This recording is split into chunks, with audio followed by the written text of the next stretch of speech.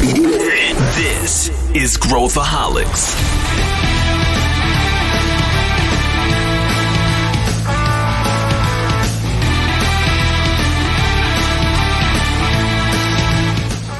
Olá pessoal, aqui é Pedro Weingärtner, sou o CEO da ACE e esse é Growthaholics, o podcast para quem adora inovação e empreendedorismo. E hoje o tema é sobre mudanças de carreira. Esse é um tema que muita gente me procura no LinkedIn, nos eventos, vem conversar a respeito. Muito executivo sênior querendo mudar de carreira, muita gente mais nova que não sabe que caminho vai tomar. E a gente resolveu discutir esse assunto a fundo com dois convidados que também são exemplos de mudança de carreira.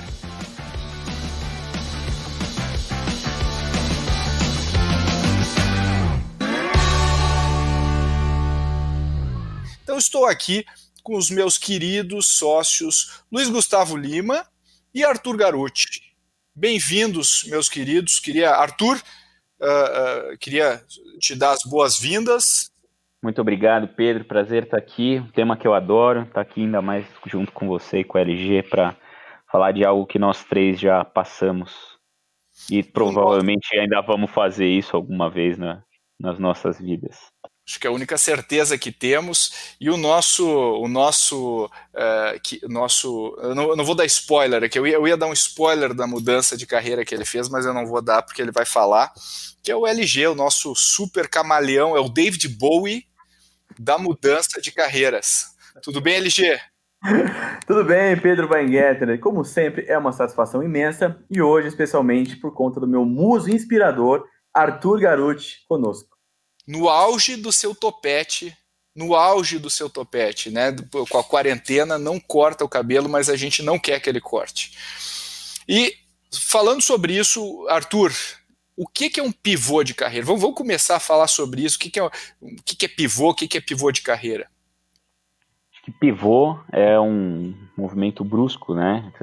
A gente está aí agora, né? O Michael Jordan voltou à tona com o documentário da Netflix. A gente está todo mundo aprendendo um pouquinho mais de basquete. O pivô ele joga de costas para o alvo, para a rede, ou no futebol de salão, o pivô joga de costas para o gol, e ele tem que fazer um movimento muito ágil, muito rápido e acertar o alvo, né? Eu acho que às vezes a gente vai levando a vida conforme a maré, e em alguns momentos para alinhar propósito, que a gente também vai falar aqui, é necessário você dar essa pivotada. Pivotada serve para tudo, para a carreira, para os negócios, para a família, para relacionamentos. É importante ter esse conceito na cabeça. Bom, e para a gente falar um pouquinho sobre isso, eu queria primeiro perguntar aqui, LG, você também é o cara que mais, depois de mim, acho que é o cara que deve mais receber mensagens também de executivos querendo fazer uma mudança nas suas carreiras, né? Existe algum tema comum aí que você identifica? É verdade. É engraçado, porque eu realmente recebo bastante, acho que você disparado recebe muito mais, mas eu pelo menos uma vez por semana chega alguma coisa. E é interessante, porque não tem um padrão de cargo, assim, tem executivos de empresa super admirada, que as pessoas gostariam de trabalhar lá, empresas muito reconhecidas, como executivos de empresas menos conhecidas, menos tradicionais, mas que também estão no mesmo momento de vida, assim. A grande pergunta que chega é assim, você pode tomar um café comigo para falar sobre transição de carreira? Eu falo, transição de carreira, qual que é o seu momento e tal, e basicamente a segunda coisa que a pessoa fala é assim, normalmente é assim, não, meio cansado do que eu estou fazendo, acho que tem que procurar uma empresa mais inovadora, com mente mais aberta, estou meio cansado desse jeitão corporativo de ser. É meio isso, assim. Arthur Garuti, vamos começar com a sua história, com a sua trajetória brilhante. Quais foram ou qual foi o seu pivô de carreira? Qual foi a sua mudança aí?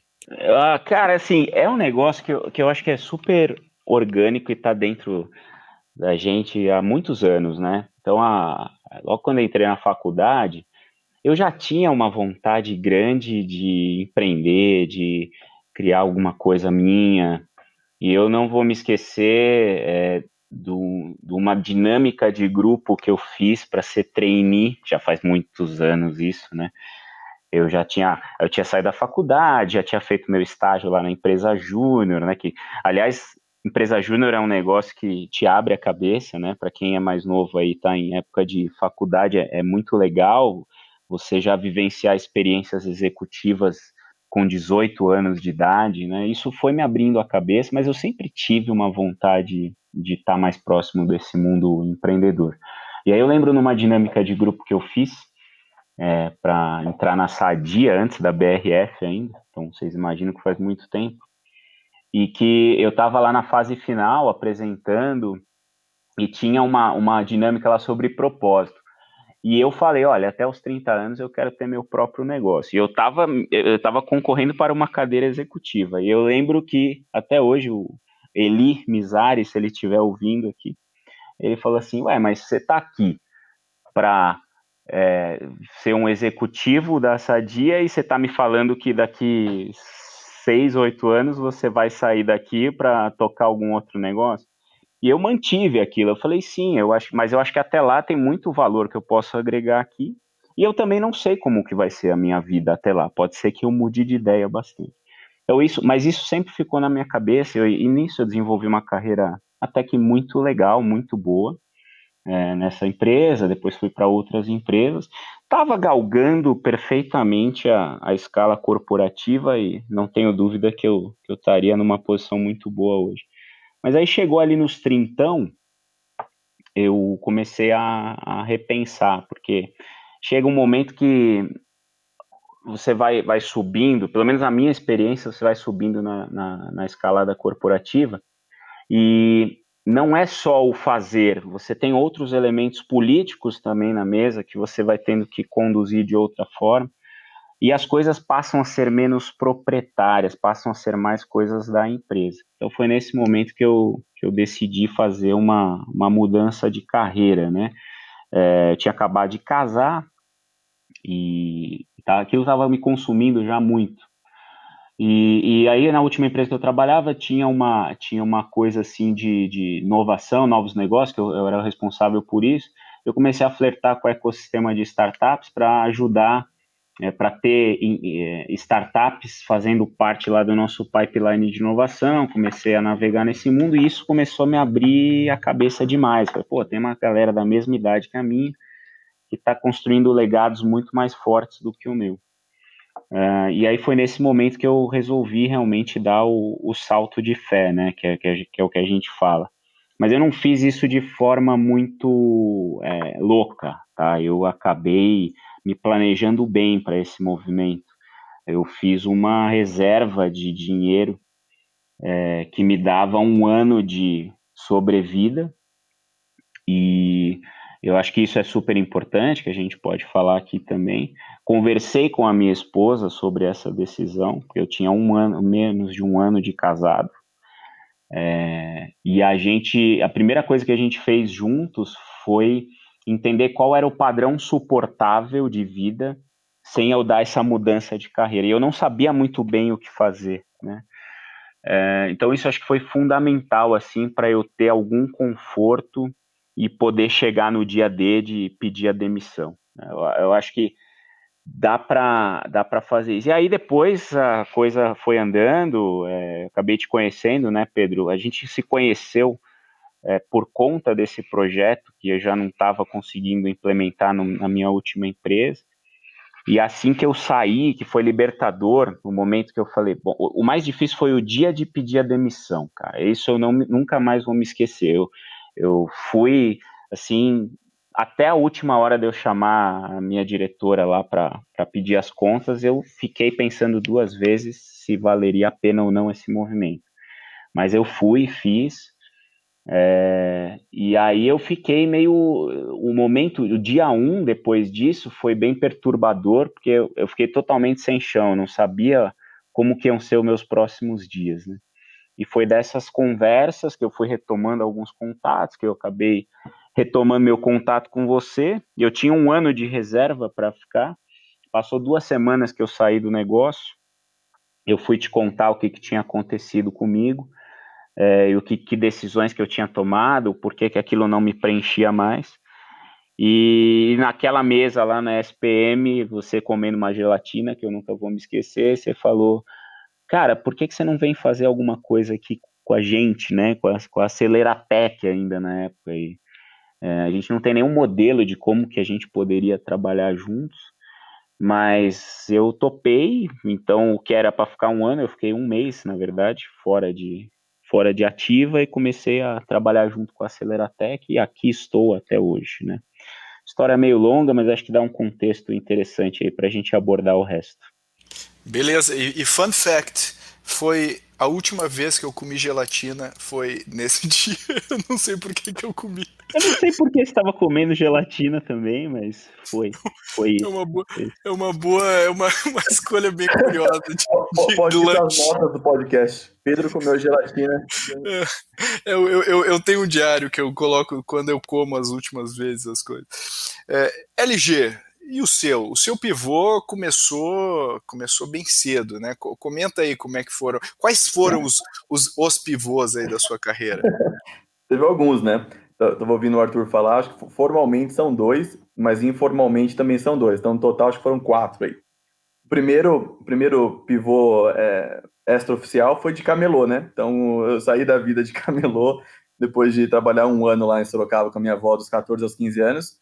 Eu aproveitei o período que eu trabalhei como camelô para fazer um curso de informática. Então, o dinheiro que basicamente eu ganhava lá, eu pagava um curso de informática. Depois, quando eu consegui completar o curso e ficar um ano trabalhando como camelô, eu consegui um estágio por meio do CIE, né, Centro de Integração Empresa Escola, que eu fui trabalhar na Associação Comercial de Sorocaba.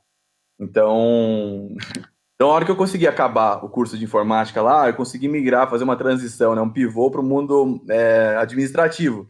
Então, eu fui trabalhar na Associação Comercial de Sorocaba na área administrativa por conta de um estágio por meio do CIE, o Centro de Integração Empresa Escola, que eu descobri, conversando com os meus amigos, que dava para fazer estágio no ensino médio.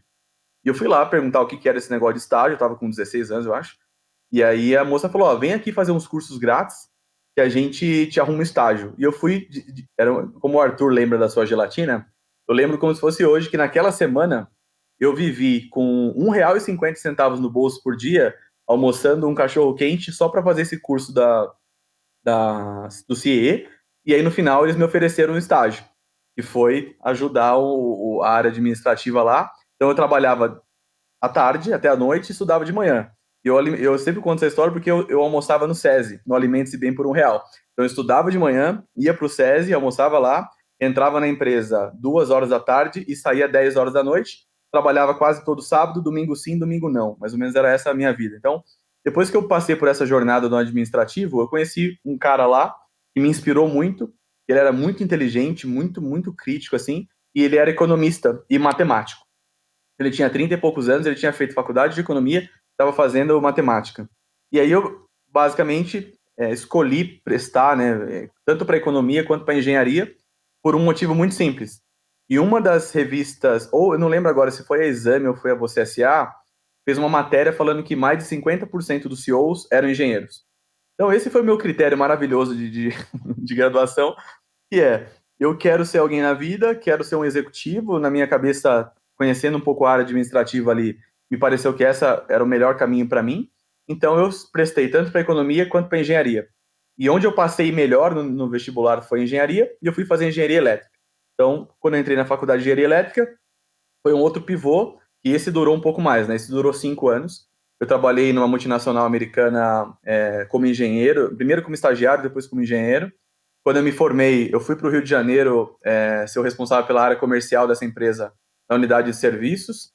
Então, morava sozinho lá, ganhava 3 vezes mais que os meus amigos, fazia MBA, tananã, mas não era feliz. Então, essa minha caída, né, esse meu encontro com a engenharia, não aconteceu por propósito, aconteceu por um desejo de querer uma vida melhor, e a engenharia pareceu que era um caminho melhor. E aí eu voltei para Sorocaba depois de 1 ano e meio, mais ou menos. Era um pós-crise de 2008, então teve uma crise forte no mundo todo em 2008. Em 2009, isso chegou mais forte no Brasil, foi a época da Marolinha, que depois se transformou num tsunami no Brasil. E eu não estava feliz lá, eu queria muito pedir demissão, mas como, enfim, minha família sempre contou com a minha ajuda em casa, meu pai falou, não pede demissão não, segura mais um pouco e tal. E aí a minha chefe, quando eu voltei para Sorocaba na época, ela descobriu que eu ganhava mais do que ela.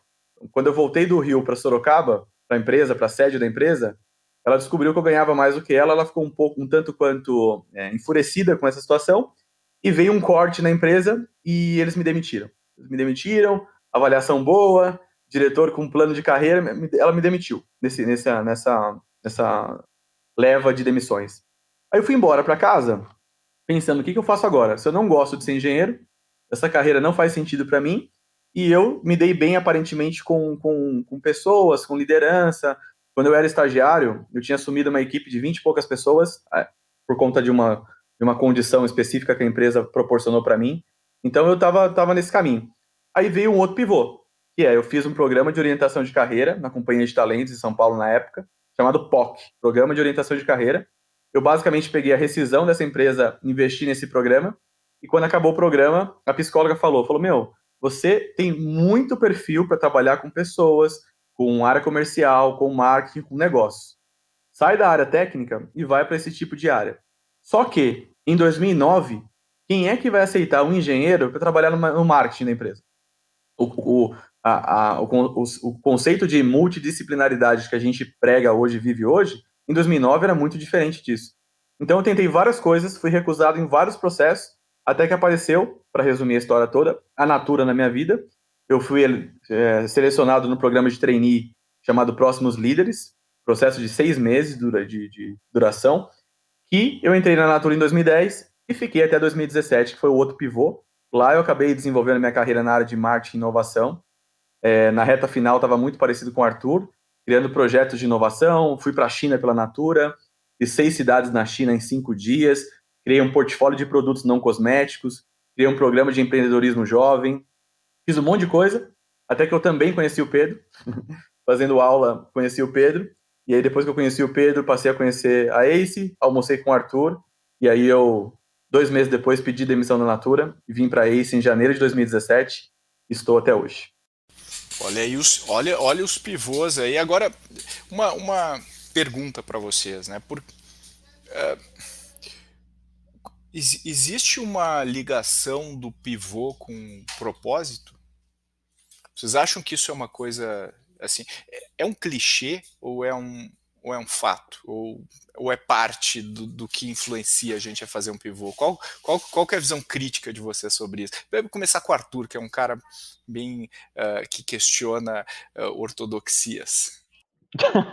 Para quem quiser ouvir sobre ortodoxias, vai lá no episódio de ideias, que ficou bem legal, que a gente fez com o Sullivan, né?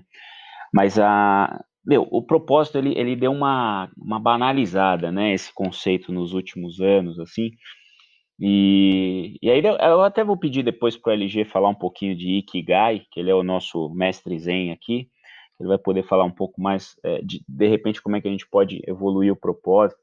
Mas até ouvindo um pouco da história do LG, eu tive vários hacks na minha carreira para eu poder conseguir fazer as coisas que eu queria. Então, por exemplo, na época da faculdade, que eu entrei lá no Mackenzie, e aí tinha a empresa Júnior. E a empresa Júnior foi um dos meus fatores de decisão para eu fazer Mackenzie.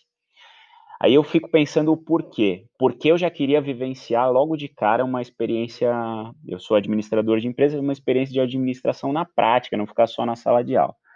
Como é que funciona um processo seletivo de empresa júnior? Pelo menos na minha época, assim, tinha as áreas lá da empresa júnior, qualidade, RH, consultoria, que é sempre a mais demandada. E aí, na primeira vez que eu fui prestar, eu não passei, porque eu me apliquei para a área de consultoria, ela era mais concorrida.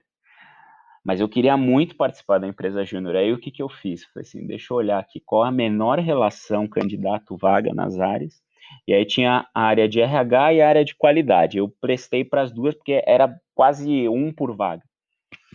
E aí eu consegui entrar na empresa júnior. Então, você vai... Eu hackeei o processo para isso, para poder entrar lá. Depois acabei virando presidente da empresa júnior, porque eu criei minha mobilidade lá, mas eu precisava dessa primeira faísca. O programa de trainee foi a mesma coisa. Eu queria ser trainee porque eu queria ser um gerente mais rápido do que a média do mercado.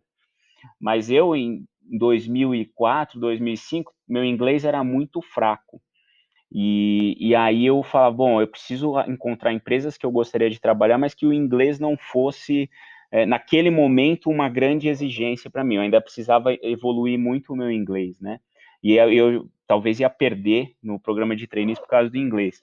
Então eu fui lá e falei, vou pegar empresas nacionais para prestar o programa de trainee, porque o inglês não pode ser um empecilho para mim. E aí fui lá e acabei passando na Sadia, né? Então, eu acho que tudo isso tem a ver com quando você seta um objetivo, você tem que articular com as tuas armas o que fazer. Mas numa pivotada tão drástica de carreira que foi essa última que eu dei, o que eu coloquei na balança foi assim, o que eu quero para minha vida? Eu tô com 30 anos, eu vou querer ser um CEO de uma multinacional, ganhar muito dinheiro com bônus e etc e tal, ou eu vou querer ajudar a construir uma coisa que está quase do zero ou do zero e fazer isso ficar muito gigante, eu poder levar um legado para minha vida, contar isso para os meus filhos, para os meus netos e etc. Então esse foi, você tem que ajustar o teu propósito às ações que você vai tomar para isso. Então, e aí mapear o risco também, né? Então, qual é o risco de eu pedir demissão numa carreira consolidada com 30 anos de idade? O máximo que vai acontecer é eu ter que me repor no mercado com um salário bem menor, com um pacote muito menor do que eu tinha. E se esse risco é tolerável para você, eu acho que você tem que seguir em frente. O propósito, para mim, ele está sempre entranhado nisso. Você vai ter que encontrar a tua matilha, você vai ter que entender o que te brilha os olhos, o que faz o trabalho deixar de ser trabalho. Parece clichê, mas faz muita diferença, até para você ganhar mais dinheiro no final da sua jornada, da tua vida, da tua carreira. Você não pode ganhar só dinheiro pelo dinheiro, na minha opinião. Você tem que ganhar dinheiro com um legado. E é isso que me moveu a fazer a pivotada mais drástica de carreira. Legal, eu concordo contigo. Eu acho que a gente hoje meio que virou uma. Ah, eu preciso me conectar com o meu propósito. Eu acho que não é tão simples quanto isso, né? Até porque de onde vem o seu propósito? Né? Como que você descobre o seu propósito? Eu acho que é muito mais uma questão de você respeitar e conhecer do que você é feito, conhecer a sua essência, o que você é forte, o que você de fato gosta, muito mais do que o propósito, né? E acho que óbvio que tem um papel aí do propósito, mas se você toma uma decisão só pelo propósito, existe uma grande chance de você se frustrar, né? Eu já vi, por exemplo, muito executivo daí, vou passar a bola aqui para o LG, muito executivo, eu queria, idealiza, né? Eu quero trabalhar no mundo das startups, porque as startups vão ser, né, mais legal. Quando ele vai lá, ele é triturado pelo mundo das startups. Se ele achava que trabalhava muito na carreira executiva, na startup vai trabalhar 2 vezes mais, não tem processo, é um caos, uma zona, define uma coisa num dia, um mês depois muda, tua função fica mudando, pipocando. Então, assim, não é o propósito, né? Eu acho que não é só, né? Eu acho que tem outro elemento, né, Arthur? O que você acha?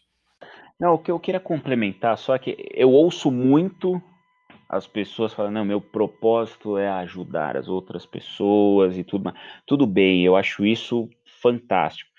Só que é por conta de uma visão estreita de propósito que existe tanto coach no mundo.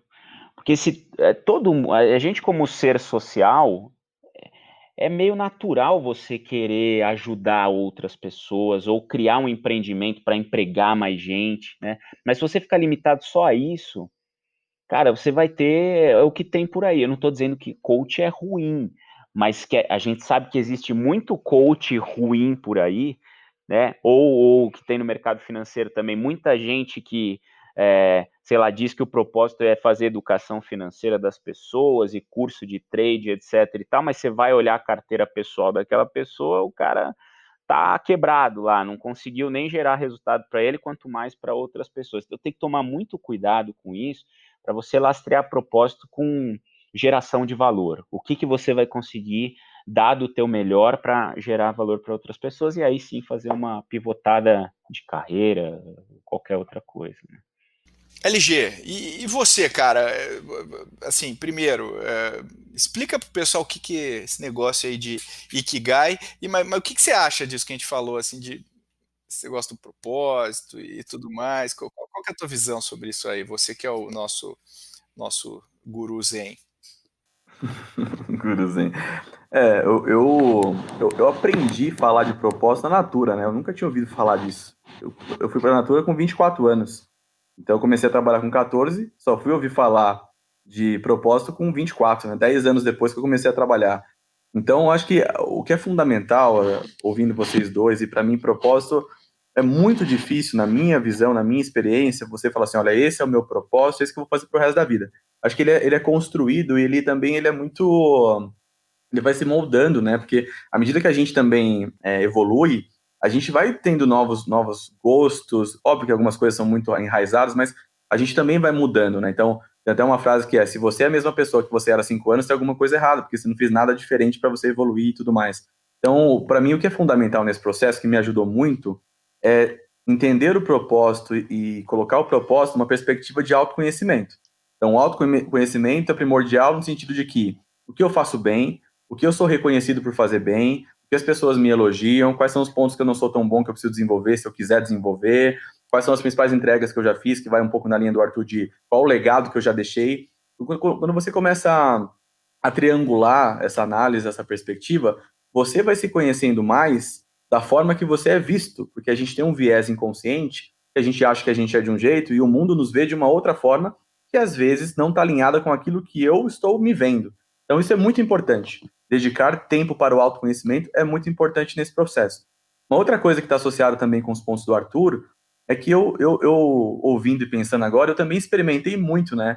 Então, quando eu estava, por exemplo, na faculdade, que eu era estagiário, era da empresa júnior e eu estava na indústria. Eu vi um gap que a indústria tinha de serviços e o meu pai estava em casa e eu montei uma empresa com meu pai. Não sei nem se vocês sabem disso, mas esses dias eu até comentei num post que eu fiz. A empresa Essa é novidade para mim, Alexandre.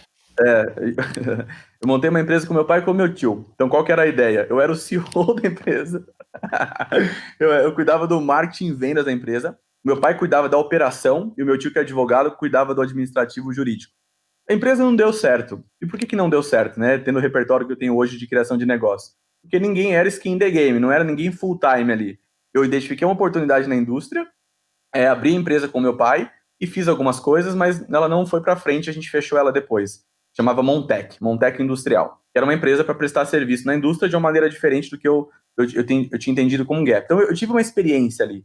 Depois na empresa júnior, o meu amigo me convidou por quê? Porque engenheiro, né, bem binário, bem exato, eu era um engenheiro diferente. Eu era um engenheiro que apresentava muito bem, nas aulas menos exatas, eu meio que dominava os grupos e as pessoas, eu vendia trabalho na faculdade, a galera não sabia fazer alguns trabalhos, eu vendia 10, 15, 20 trabalhos, eu fazia para um monte de gente.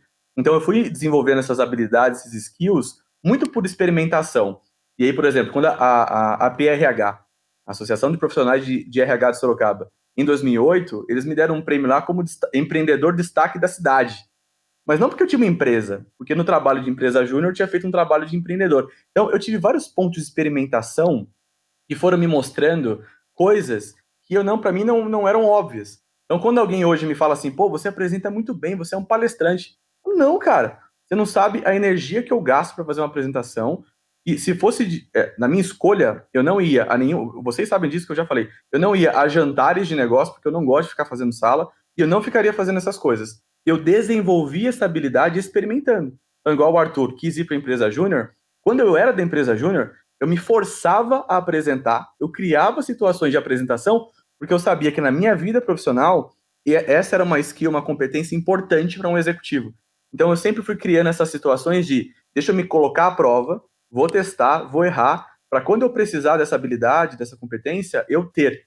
Então, para fechar esse raciocínio, eu não usei, conheço pessoas que usaram e funcionou para elas, que é o conceito do Ikigai, né, que é uma inspiração japonesa de que Iki, em japonês, é vida, né, é juntar os seus seus desejos, expectativas, que é o Kai Ikigai, vida com expectativas, desejos, em um exercício de autoconhecimento, que nada mais é do que o que eu amo fazer, o que eu faço bem, o que eu posso ser pago para fazer e o que o mundo precisa dessas minhas competências, que é uma combinação de mandalas com intersecção e tudo mais. Então, de novo, volta para o ponto central, na minha opinião, que é o autoconhecimento e um pouco de experimentação. E só para encerrar esse ponto, ainda quando eu estava na Natura, eu também fiz uma experimentação. E quando eu fui para a área de marketing, eu nem sabia o que era 4P de marketing. Nunca tinha ouvido falar de Kotler, na Natura, uma das principais empresas que fazem marketing de produto do Brasil e do mundo. Eu fui ler, eu li 15 livros de marketing e eu tirei um período de férias para trabalhar de graça. Eu identifiquei quais eram as agências do Brasil que eu gostaria de conhecer, tirei férias, fui lá, bati na porta deles e trabalhei de graça para saber como era o dia a dia de uma agência de publicidade para eu aprender no campo. Então, acho que é uma combinação de coisas que vai moldando aí nosso autoconhecimento para os nossos dons, talentos e competências. LG, é super legal esse negócio, esse conceito, né, do Ikigai, como que a gente une esses lados aí da nossa vida. Mas a pergunta que eu queria fazer para vocês porque a gente, esses pivôs, né, que a gente vai acumulando uma bagagem, eu vou colocando novas coisas no meu cinto de utilidades, novos skills, comportamentos que tu mesmo falou, né, LG, de coisas que tu foi aprendendo, e uma coisa vai ajudando a outra, e tu não sabe direito como que elas vão se encontrar no final, né? Assim, tu não sabe como que as coisas vão culminar, mas elas vão ser úteis. Até me lembra aquele discurso lá do Steve Jobs, acho que em Stanford, que ele fala das conexões, né? Por que ele estudou tipografia e e aí depois tudo derivou para a gente ir pro Mac e tudo mais que a gente viu até hoje da Apple. Mas a minha pergunta para você é: como é que você vê, LG, essa coisa de você ir acumulando coisas, acumulando conhecimentos, acumulando experiências e evitar essa sensação de que eu tô meio que dando um reset na minha vida, mas eu não tô dando um reset, eu tô dando um outro salto e usando tudo que eu tenho, né?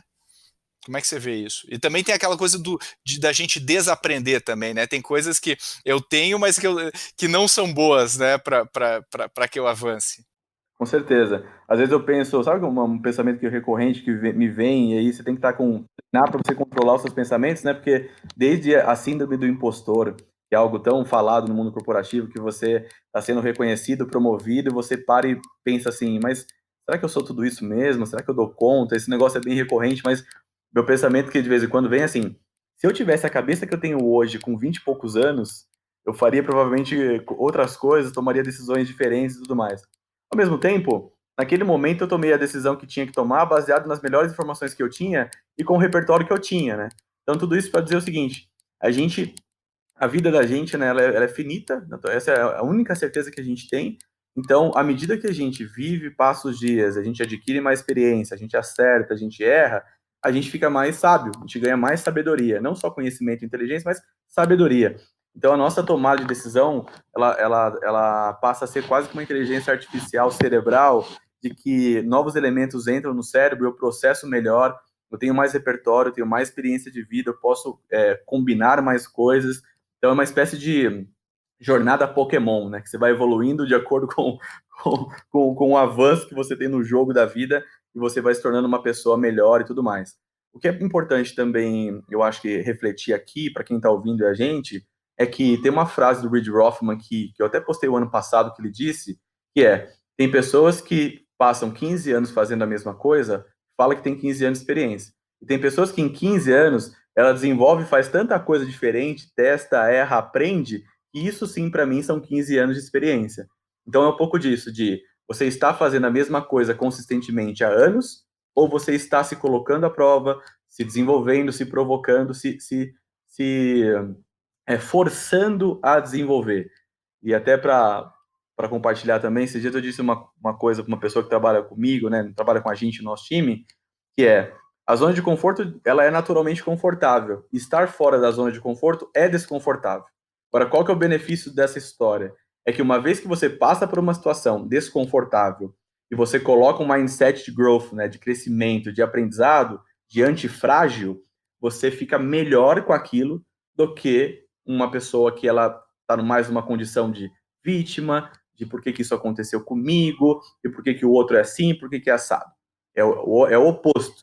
Dado o que aconteceu comigo, qual que é a melhor coisa que eu posso fazer? Você fez essa pergunta, uma coisa que me ocorreu agora é, quando eu era estagiário lá na empresa de engenharia, teve uma pessoa que uma vez falou assim, cara, você é muito idealista, tem algumas coisas que são muito utópicas.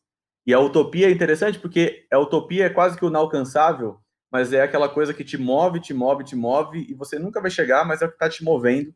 E aí, quando a gente associa isso com autoconhecimento, com propósito, você traz um ideal de vida que varia completamente de pessoa para pessoa. Então, a pandemia, por exemplo, está me mostrando que eu não preciso ter 50 peças de roupa no meu guarda-roupa. Eu posso ter 5, 10, 15 e viver muito bem nesse contexto que eu estou hoje. Isso significa que o meu ideal de vida, que é ter um carro importado, uma casa maravilhosa, viajar 3 vezes para fora durante o ano, não necessariamente traz a felicidade associada com o meu propósito de ajudar as pessoas. Que abre um outro leque ainda, que é o ponto do Arthur. Ajudar as pessoas não é necessariamente você ajudar por meio de um coaching. Você pode ajudar as pessoas sendo um terapeuta, sendo um enfermeiro, sendo um cortador de grama, sendo um empresário, vai gerar empregos. É isso. Então, acho que tem uma questão que é você ser superficial na análise e você aprofundar e entender de fato como aquilo se constitui, como ele é, de uma maneira mais robusta, né? Acho que a sabedoria vem disso. Posso provocar um pouquinho aqui? Deve. A minha sensação, porque eu já vivi isso, né? Então eu posso dizer com alguma propriedade que o maior problema das pivotagens de carreira, seja a pivotagem dentro da própria empresa que você quer ir para uma outra área que você não tem expertise acumulada, seja saindo do mundo corporativo, indo empreender, ou seja, empreendedor que falhou a tua startup e que está cogitando virar executivo, tem um elemento central ali para não tomar as decisões que gostariam de ser tomadas: ego. Ego e status. Eu acho que essas duas coisas andam muito junto, e aí, em especial, quem está no mundo corporativo, como eu vivi muitos anos lá, o que acontece no mundo corporativo? É uma escalada, né? Então, você vai vendo e você vai se inspirando nos padrões, inclusive, de vida daquele executivo que está acima de você. Você vai vendo as pessoas do teu lado consumindo tal coisa, construindo determinado padrão de vida. Aí você está indo na mesma escalada. Só que aquilo não está mais te completando como profissional. Aí você fala, bom, eu sou de finanças, estava louco para ir para o marketing. Qual é o primeiro impacto? O primeiro impacto é você ter que... Você não vai conseguir ser promovido no marketing daqui 2 anos com o mesmo pacote salarial do que quando você estava na área financeira, porque você não tem expertise acumulada para aquilo. Então você vai ter que reduzir o seu padrão de vida, mesmo sendo executivo, para você reaprender, assim como a LG fez. Ou você vai ter que fazer estágio, ou você vai ter que fazer alguma outra coisa.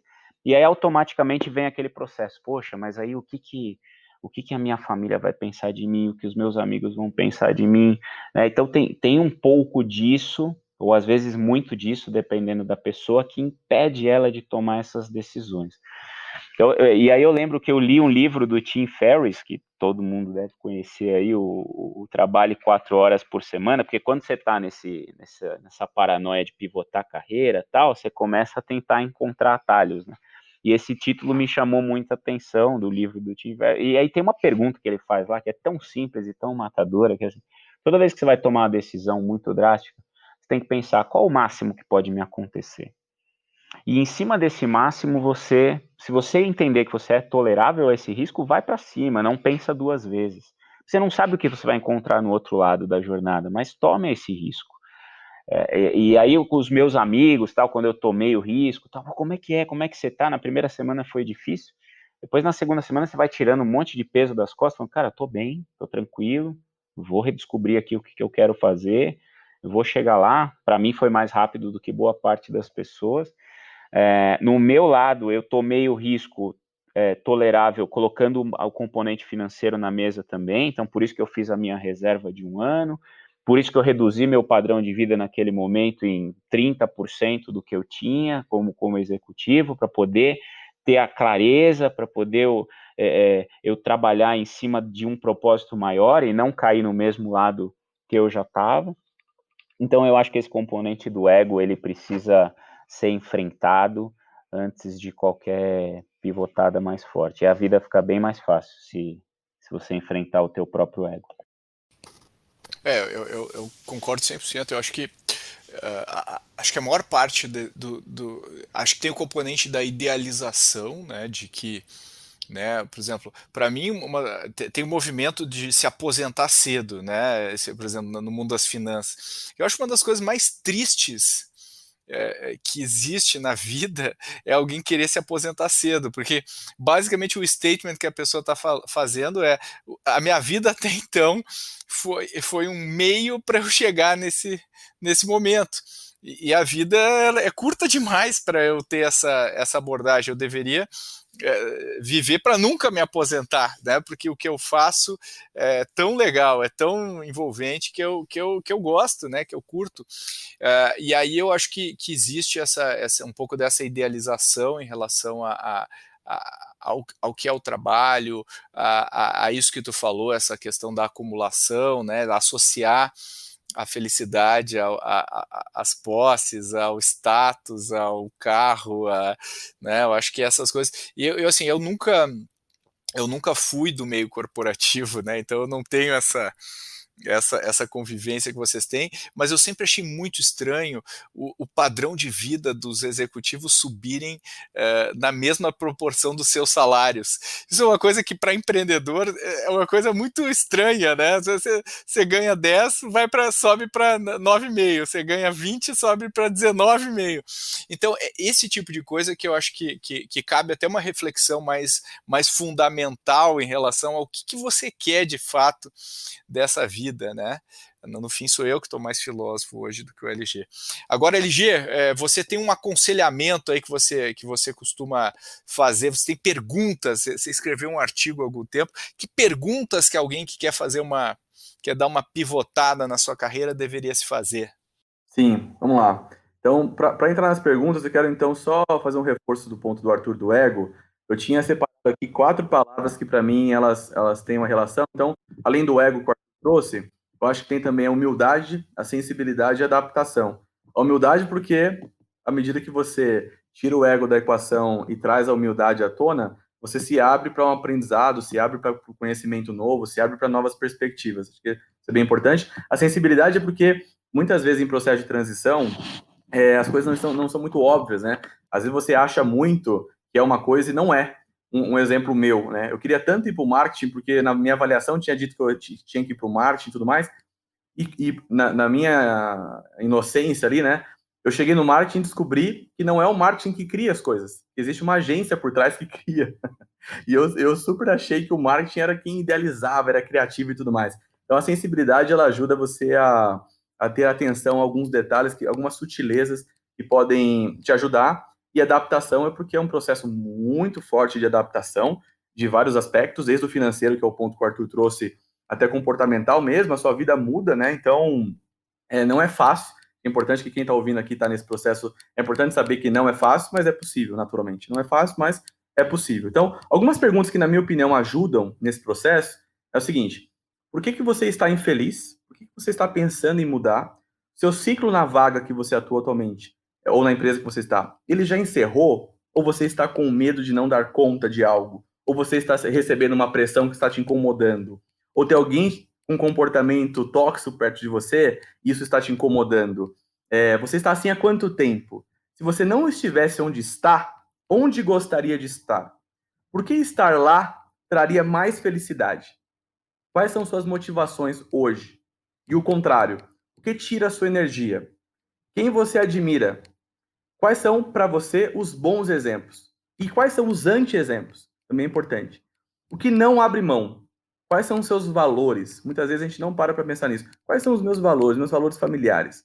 O que você gosta de fazer? Quais são suas paixões? O que é trabalho para você? O que é ideal para você de trabalho? Quais são os assuntos que você fala com mais entusiasmo? O que você gosta de ler, de ouvir, de estudar, de assistir? Quais são seus pontos fortes?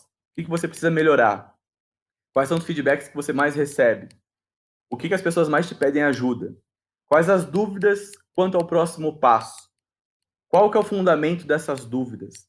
Quais os medos de fazer outra coisa? Se você não tivesse medo, o que você faria hoje? O que te deixa revoltado? E quais problemas você gostaria de resolver? Quais problemas te incomodam em todas as esferas da sua vida? São algumas perguntas de orientação aqui e reflexão também. Sobre isso, né, especificamente, né, esse movimento, Arthur, quando a gente está. A gente às vezes tem uma ideia de uma jornada, né? E tu mesmo falou que a tua não foi assim, do LG também não foi assim, a minha definitivamente não foi assim. Aquela jornada planejada. Você acha que é possível fazer um planejamento de onde você vai estar e seguir esse plano ao longo dos anos à risca, ou é uma ilusão que a gente tem sobre isso, né? Qual que é a tua visão? Eu gosto de planos porque eles te dão no mínimo essa visão, assim. Então se você é uma pessoa que está com um objetivo claramente definido, você começa a perseguir esse objetivo. Só que no meio da jornada você vai descobrindo outras coisas. Então, eu nunca, no momento que eu coloquei lá, quando eu estava na faculdade, falei, pô, com 30 anos, até 30 anos no máximo, quero ter meu próprio negócio. O que me ajudou isso no final do dia? No máximo, assim, pô, falta 4, falta 3 e eu ainda não abri meu negócio, porque a piscina aqui está quentinha, eu estou continuando a ser promovido, nunca precisei bater na porta de nenhum chefe para me dar aumento, as coisas estão acontecendo para mim. Então, adiantou planejar que aos 30 anos eu queria ter o meu próprio negócio? O que aconteceu foi que quando bateu 30 anos, eu olhei para trás e falei, opa, o que eu construí? E isso me fez trazer uma reflexão maior do porquê que eu queria abrir meu negócio, por que é importante eu ter as coisas e tudo mais, né? Hoje, quando eu entrei na ACE, né, para trabalhar com você, Pedro, e com o Mike, e agora com a LG, com todo mundo, meu primeiro mandato foi, desenvolver ali um trabalho com grandes corporações. Mas ali já mudou para mim. Eu não imaginava que isso ia ser algo super definitivo. Então, nesse meio do caminho, fui fazendo um monte de outras coisas na ACE. Hoje eu estou aqui fazendo M&A de startup, estou vendendo startup, comprando startup, coisas que eu não imaginaria que eu ia fazer na minha carreira lá de executivo, né? Ou coisas como eu tenho meu outro negócio, além da ACE, né? Que a gente acho que nunca comentou aqui, mas eu tenho uma empresa de vinho também que eu consegui trabalhar como investidor nessa empresa hoje também, por conta do aprendizado que eu acumulei na ACE. Então, acho que você tem que se permitir um pouco mais a entender, talvez, uma pergunta mais básica, mais clara, que na minha cabeça, assim, o meu propósito, se eu quiser, assim, é construir coisas legais, mercadologicamente bacanas. Então, isso me abre um leque de eu fazer várias coisas, e talvez por isso que a ACE é um lugar onde eu me sinto 100% pleno, me divertindo, que eu não enxergo fardos na minha jornada com a ACE. Isso foi me abrindo outras coisas. Você vai tirando, quando você vai tendo o propósito, você vai tirando também algumas ilusões. Eu sempre fui um cara conhecido com os meus amigos com excesso de hobbies. Eu tinha muito hobby durante a minha fase executiva, então eu não sei se vocês sabem disso, mas eu cheguei a fazer curso de mágica, eu era mágico nas horas vagas, isso aí o Pedro não sabia, ele tá rindo agora. Eu fui, cara, não, agora eu já desaprendi um monte de coisa. Eu não tô dizendo que isso é ruim, mas eu tinha um excesso de coisa, sabe? De mágica. Por quê? Porque tinha alguma coisa que não estava me completando. Hoje eu mal consigo pegar meu violão lá da sacola e tirar algumas horas para tocar, né? Mas eu tô preenchido de outras coisas mais relevantes na minha vida. Eu acho que é um pouco isso aí, cara. Não sei. Essa coisa de você se permitir tenha uma visão clara, tenha um objetivo definido, qualquer que seja no aspecto financeiro, no aspecto de sucesso, o que é a definição de sucesso para você, mas no meio da jornada, aproveita. Eu vou cobrar isso nos nossos eventos aí, Arthur. Vamos partindo aí para o fechamento. Eu queria, né, já é tradicional aqui no nosso podcast, fazer a nossa pergunta final aqui, inicial, né? Agora concluir, que pivotar a carreira é para qualquer um? Luiz Gustavo, o que você acha? Eu vou responder, mas eu posso indicar alguns livros depois, antes de acabar ou não? Eu indique, faça tudo, faça um combo. Tá bom. É porque recentemente eu fui surpreendido no LinkedIn por uma mensagem da psicóloga que me ajudou no processo de orientação de carreira lá em 2009. Portanto, há uma década, né? Há uma década. E eu perguntei para ela, o que que chamou sua atenção do meu comportamento para fazer aquela mudança, do que você me conhece hoje, que te marcou? Ela falou assim, olha, eu mandei uma mensagem para você porque eu li seu artigo na Harvard e eu lembrei que eu fiz o seu processo e duas coisas chamaram muito a minha atenção. A sua ingenuidade.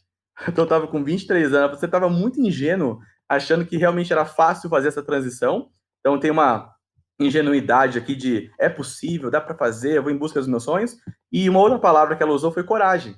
Você precisa ter muita coragem para dar o salto de fé. Não é qualquer um que está no momento ideal, que tem a disposição familiar também, financeira, de dar o salto de fé. Então, para mim, respondendo a pergunta diretamente, não é para qualquer um, mas é possível qualquer um. Então, acho que esse é um ponto. Algumas dicas de livro, então, para encerrar, que me ajudaram, tá? Você que está ouvindo agora, tem 3 livros do Cortella que me ajudaram muito. Qual é a tua obra? Por que fazemos o que fazemos? São esses dois. Acho que esses dois estão bons do Cortella. Tem um que é do Clóvis, que eu acho que vale a pena dizer também, que é A Vida que Vale a Pena Ser Vivida. Então, 3 livros de filósofos. Qual é a tua obra? Por que fazemos o que fazemos? E A Vida que Vale a Pena Ser Vivida. E aí, tem outros 3 muito bons que complementam esse. Primeiro, Como Avaliar a Sua Vida, que é do Clayton Christensen. Sensacional esse livro. Por que Estou na Terra? Uma Vida com Propósitos, do Rick Warren, que é o livro que o Michael Phelps leu, e ele passou por um momento na vida dele, depois que ele ganhou tudo nas Olimpíadas, que ele ficou meio perdido. Ele leu esse livro e encontrou o eixo novamente dele. E Working Identity, Unconventional Strategies for Reinventing Your Career, Emilia Ibarra. É um livro que todo mundo que faz transição de carreira lê de uma forma ou de outra e ajuda muito a ter uma metodologia de nova identidade, de transição. Então, fica aqui as minhas dicas de leitura. Muito bom. E você, Arthur Garuti? Responda essa pergunta. É para qualquer um ou não? Pivotar a carreira é para qualquer um que faça o exercício honesto do autoconhecimento. Eu vejo que essa é a chave para pivotar a carreira. Porque, como a gente diz, que num processo, por exemplo, de transformação digital, tecnologia é fim e não é meio, eu entendo que carreira é um instrumento de plenitude, um instrumento de propósito, um instrumento para você ter uma vida bem vivida. Então, eu gostaria de encerrar de um jeito mais, assim, um pouco mais bucólico essa minha fala, né? Mas dizendo para as pessoas que se você não está se permitindo um autoconhecimento honesto, você pode fazer movimentos de carreira desastrosos e que só vão dar um tiro no pé e você vai se sentir deprimido, e você vai se sentir desmotivado, você vai se sentir incapaz. Então, vai aprender sobre você e às vezes é só um ponto de estresse momentâneo na tua vida e você é um ótimo carreirista e siga isso e não siga a manada, não ache que só porque tá todos os seus amigos pivotando a carreira, você vai pivotar também. Tenho vários amigos que seguiram na carreira corporativa, estão muito bem, muito felizes. Então, cada um tem que escolher o seu próprio caminho. Muito bom. Devemos ser donos do nosso próprio caminho, né, Arthur? Como é um dos valores da ACE. Um valor importante da ACE. Um dos valores da ACE. Eu concordo. Eu acredito. Eu acredito que pivotar a carreira é para qualquer um que não queira necessariamente se prender na narrativa que está hoje, né? Então, eu acho que a gente fica refém das nossas narrativas, de eu preciso seguir a carreira corporativa porque o meu pai, minha mãe tem que agradar XYZ, né? Já vi gente, não vou empreender porque eu tenho filho. Quer dizer, são todas narrativas que são facilmente desmontadas por argumentos. Então é muito mais o que eu acredito e o que eu acho que vai me trazer a minha satisfação pessoal do que qualquer outra coisa. E quando a gente faz isso que vocês falaram, né, quando a gente se liberta do ego e da necessidade de ter status e tudo mais, mas a gente foca na realização, mas num sentido de realização muito pessoal nosso, e não numa realização ditada pelo externo, mas uma realização ditada pelo interno, do que eu fiz, do que eu sinto que eu estou progredindo, a gente tem uma vida muito mais feliz, muito mais... tenho trocado felicidade por bem-estar, né? Eu acho que bem-estar é muito melhor do que... É muito mais fácil de lidar do que felicidade. Felicidade é um conceito muito difícil de se estar na prática e gera mais culpa por quem não está feliz em determinado momento do que qualquer outra coisa. Mas esse é um assunto para um outro podcast. Mas eu acho que a gente está vivendo uma era em que tem muita oportunidade para a gente mudar. E acho que ao contrário de, sei lá, 20, 30 anos atrás, hoje a gente tem muito mais flexibilidade, muito mais capacidade de trilhar outros caminhos. Então acho que essa é a beleza da época que a gente vive. O que a gente não pode fazer é só cair nessa armadilha de cair no discurso de terceiros, né, e criar o nosso próprio. Bom, hoje foi um episódio filosófico aqui, né? A gente está entrando, né, em terrenos aí muito interessantes. Vamos ver o que o nosso ouvinte acha disso. E eu termino aqui o nosso episódio de hoje agradecendo meu amigo Arthur Garuti. Obrigado pela sua participação. Obrigado, Pedro. Obrigado, LG. Grande prazer. Espero que a gente tenha conseguido contribuir com as reflexões dos nossos ouvintes hoje.